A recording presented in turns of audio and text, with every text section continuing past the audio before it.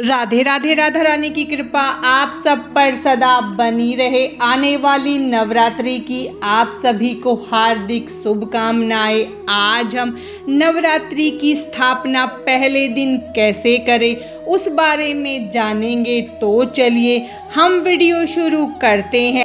इस बार से नवरात्रि 22 सितंबर से शुरू होगी, तो 22 तारीख को हम सुबह ब्रह्म मुहूर्त में उठेंगे और स्नान आदि से निवृत्त होकर साफ सुथरे वस्त्र धारण करेंगे और अपने घर की सफाई करेंगे। अपने मेन गेट पर तोरण बांधेंगे और दोनों तरफ हम स्वास्तिक बनाएंगे और जहां हमें पूजा या चौकी की स्थापना करनी है उस जगह को हम अच्छे से साफ करेंगे। गंगा जल छिड़क कर उस स्थान को हम शुद्ध कर लेंगे। स्थान को शुद्ध करने के बाद हम उस पर एक चौकी लगाएंगे। उसके बाद हम उस पर लाल रंग का वस्त्र बिछा लेंगे। अगर आपके पास चौकी नहीं है तो आप पटे पर लाल रंग का वस्त्र बिछा ले, उस पर माता को विराजित करें। अगर आपके पास चौकी भी नहीं है, पटा भी नहीं है, तो आप कोई भी एक बॉक्स ले, उस पर लाल रंग का कपड़ा रख ले, उस पर माता को विराजित करें और आप नीचे लाल रंग का कपड़ा बिछाकर उस पर अपनी चौकी सजा सकते हैं। उसके बाद हम माता की फोटो या मूर्ति लेंगे। हम माता की वो वाली फोटो या मूर्ति लेंगे जिसमें शेर का मुख बंद हो। आपके पास अगर धातु की मूर्ति है तो आप उसको पहले पंचामृत से स्नान करवा कर उसके बाद उसे चौकी पर रखें। अब हम चौकी पर अक्षत या पुष्प का आसन देकर माता रानी की मूर्ति को विराजित करेंगे। माता के सीधे हाथ की तरफ हम कलश स्थापना करेंगे। उसके लिए हम अक्षत से अष्टदल कमल बनाएंगे। आप चाहें तो गेहूं से भी अष्टदल कमल बना सकते हैं। अष्टदल कमल बनाने के बाद हम कलश लेंगे। आपके पास जो भी कलश हो, मिट्टी, तांबा, पीतल, आप वो कलश ले लें। अब हमने यहाँ पीतल का कलश लिया है, उस पर हम रोली से स्वास्तिक बनाएंगे। उसके कंठ पर हम कलावा बांधेंगे। उसके बाद हम गंगा जल मिला हुआ जल लेकर उसे हम कलश में डालेंगे और अब कलश में हम एक हल्दी की गांठ, सुपारी, इलायची, लौंग, एक फूल, एक सिक्का और हम कुछ अक्षत के दाने डालेंगे। फिर हम उसमें थोड़ी सी हल्दी और रोली डालेंगे। फिर हम इस कलश को अष्टदल कमल पर रखेंगे। उसके बाद हम आम या अशोक के 5 या 7 पल्लव लेंगे। फिर उन्हें हल्दी रोली से टीक लेंगे और उन्हें कलश में रखेंगे। अब हम कलश पर पूर्ण पात्र रखेंगे। आप चाहें तो पूर्ण पात्र अक्षत या गेहूं से भरकर रख सकते हैं। उसके बाद हम एक पानी वाला नारियल लेंगे और उस पर हम पहले चुन्नी लपेटेंगे और उस पर हम 5 या 7 या 9 बार कलावा लपेटकर उसे हम कलश पर रख देंगे। आप नारियल को अगर खड़ा रख रहे हैं तो उसका मुख ऊपर की तरफ रखें, या आप कलश पर नारियल को लेटा कर रख रहे हैं तो उसका मुख आप अपनी तरफ रखें। इस तरह हम कलश की स्थापना करेंगे। हम चौकी पर अक्षत या पुष्प का आसन देकर भगवान गणेश की मूर्ति या फोटो को विराजित करेंगे। आपके पास भगवान गणेश की मूर्ति या फोटो नहीं है तो आप सुपारी पर कलावा लपेटकर उससे भी भगवान गणेश का निर्माण कर सकते हैं। अब हम जुआरे बोने के लिए एक मिट्टी का पात्र लेंगे। आप मिट्टी का पात्र जब भी लाएं तो उसे आप पहले अच्छे से धोकर रख लें। फिर हम मिट्टी के पात्र में रोली या हल्दी से स्वास्तिक बनाएंगे। उसके बाद हम उसमें मिट्टी डालेंगे। जो मिट्टी आप लेंगे उसे पहले आप साफ करें और उसे छलनी से अच्छे से छान कर ले। जुआरे बोने के लिए हम जौ को एक रात पहले ही पानी में भिगो देंगे और जो ऊपर तैरेंगे उनको हम हटा देंगे। उनको हटाने के बाद जो पानी में नीचे बैठे थे उन्हीं को हम मिट्टी में डालेंगे। आप चाहें तो मिट्टी में 4-5 लेयर करके जो उगा सकते हैं, या आप मिट्टी में ऊपर ही जौ डालकर जुआरे उगा सकते हैं। अब हमने यहाँ पर जुआरे का पात्र तैयार कर लिया है। अब हम इस पर हल्दी रोली से टीकेंगे और उसके बाद हम इस पर कलावा बांधेंगे। अब हम इसमें जल सींचेंगे, तो आप जब भी ज्वारों में जल सींचे तो उसमें सीधा पानी न डालें। हाथ में थोड़ा थोड़ा जल लेकर आप ज्वारों को सींचे। हम ज्वारों को सींचने के बाद चौकी पर अक्षत रखकर उस पर हम ज्वारों को रख देंगे। अब हम नवग्रह की स्थापना करेंगे। उसके लिए हम चौकी पर 9 जगह अक्षत से ढेरी बना देंगे। आप चाहें तो अक्षत को यहाँ पर रंग भी सकते हैं। उसके बाद हम 9 सुपारी लेकर उन पर कलावा लपेटेंगे और जो हमने अक्षत से 9 ढेरियां बनाई थी उन पर रख देंगे। इस तरह हम नवग्रह की स्थापना करेंगे। आप चाहें तो इसी तरह से षोडश मातृका का निर्माण भी कर सकते हैं। अब हम अखंड दीपक रखेंगे। आप चाहे अखंड दीपक पीतल का ले या मिट्टी का, जो आपके पास उपलब्ध हो वो ले।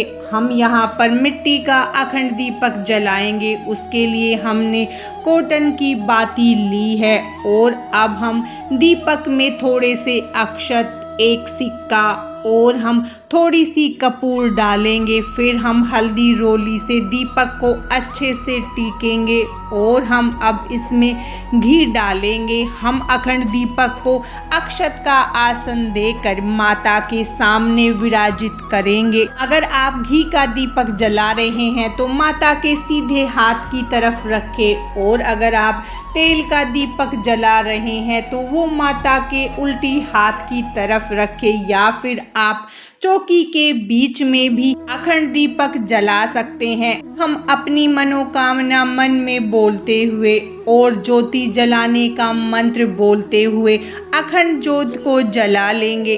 अब हम चौकी का शुद्धिकरण करेंगे। उसके बाद हम हाथ में थोड़े से अक्षत, पुष्प, जल और एक सिक्का लेकर नवरात्रि व्रत का संकल्प करेंगे। अपना नाम, गोत्र स्थान बोलते हुए अपना संकल्प लेंगे कि हम नवरात्रि का व्रत कैसे करेंगे, 9 दिन का, 2 दिन का, या हम एक समय फलाहार करके, एक समय भोजन करके, जिस तरह आप अपना व्रत रखना चाहते हैं उस तरह आप स्थापना के समय संकल्प करें। उसके बाद हम माता का आवाहन करेंगे और कलश के देवी देवताओं का आवाहन करेंगे। अब हाथ के अक्षत और पुष्प को माता के चरणों में समर्पित करेंगे। फिर हम शुद्ध जल लेकर पुष्प की सहायता से स्नान की भावना करवाते हुए चौकी पर विराजित सभी का स्नान करवाएंगे और उसके बाद हम सबसे पहले भगवान गणेश का पूजन करेंगे। भगवान को रोली से तिलक करेंगे, अक्षत समर्पित करेंगे, जनेऊ समर्पित करेंगे।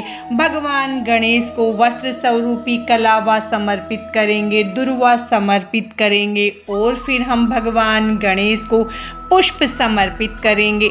अब हम माता रानी को हल्दी रोली से तिलक करेंगे। उसके बाद हम माता को अक्षत समर्पित करेंगे और हम माता रानी को चुनरी समर्पित करेंगे। अब हम माता को वस्त्र स्वरूपी कलावा समर्पित करेंगे। फिर हम कलश को तिलक करेंगे, दीपक को तिलक करेंगे, जो ज्वारे हमने उगाए हैं उसको तिलक करेंगे। फिर हम चंदन लेकर नवग्रह को तिलक करेंगे। उसके बाद हम सभी को अक्षत समर्पित करेंगे। फिर हम सभी को वस्त्र स्वरूपी कलावा समर्पित करेंगे। अब हम माता रानी को पुष्प समर्पित करेंगे। अगर आपको लाल रंग के पुष्प मिल जाते हैं तो वो आप अवश्य समर्पित करें।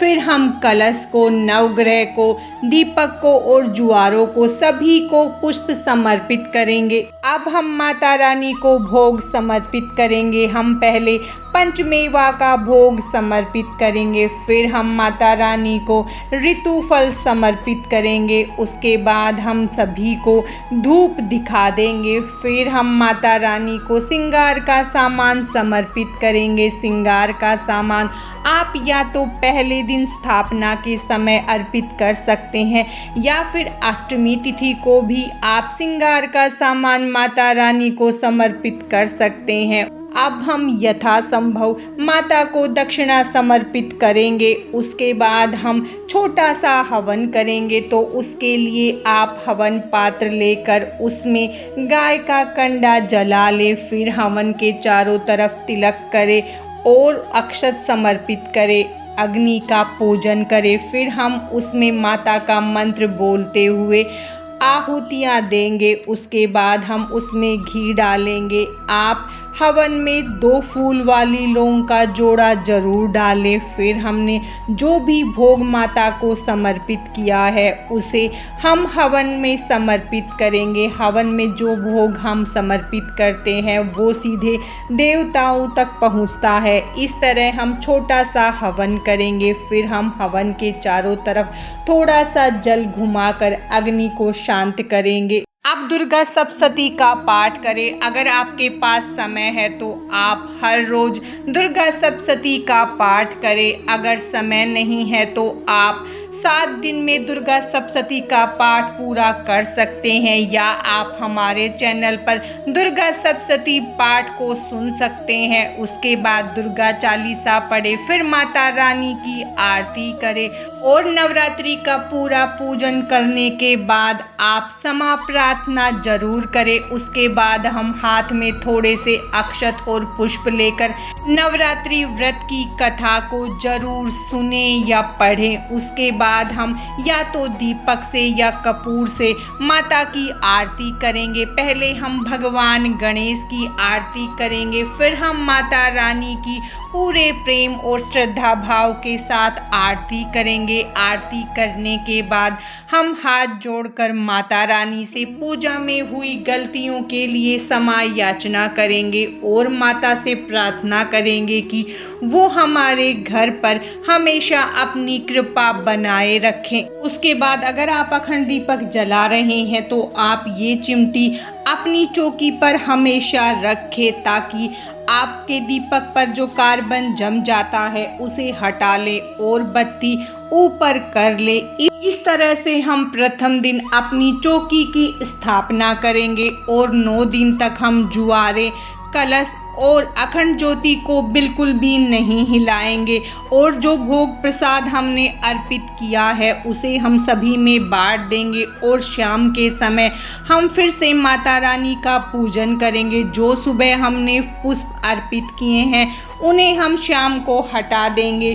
शाम के समय हम दीपक या कपूर से आरती करेंगे और हम माता रानी का सरल तरीके से पूजन करेंगे। इसी तरह से हम 9 दिन माता रानी का पूजन करेंगे। इस बार नवरात्रि 22 सितंबर से शुरू होकर 2 सितंबर को इसका समापन होगा और घट स्थापना का शुभ मुहूर्त सुबह 6:09 से लेकर 8:06 तक रहेगा और घट स्थापना का अभिजीत मुहूर्त दोपहर 11:49 से लेकर 12:38 तक रहेगा। इस समय में आप अपनी घट स्थापना कर सकते हैं। आप एक रात पहले ही सारी सामग्री को इकट्ठा कर ले और जो को आप रात को पानी में भिगो दे। आप इस तरह करेंगे तो आपको घट स्थापना के समय ज़्यादा परेशानी नहीं होगी। अखंड ज्योति जलाते समय आप ये मंत्र जरूर बोले, उसी के बाद ही अखंड ज्योति जलाए।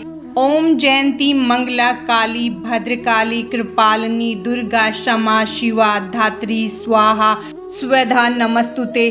शुभम करोति कल्याणम आरोग्यम धन संपदा शत्रु बुद्धि विनाशाय दीपकाय नमस्तुते। आज की इस वीडियो में बस इतना ही। अगर आपको नवरात्रि की स्थापना की ये पूजा विधि पसंद आई हो तो इस वीडियो को लाइक करें, शेयर करें और चैनल को सब्सक्राइब करें। माता रानी की कृपा आप सब पर सदा बनी रहे।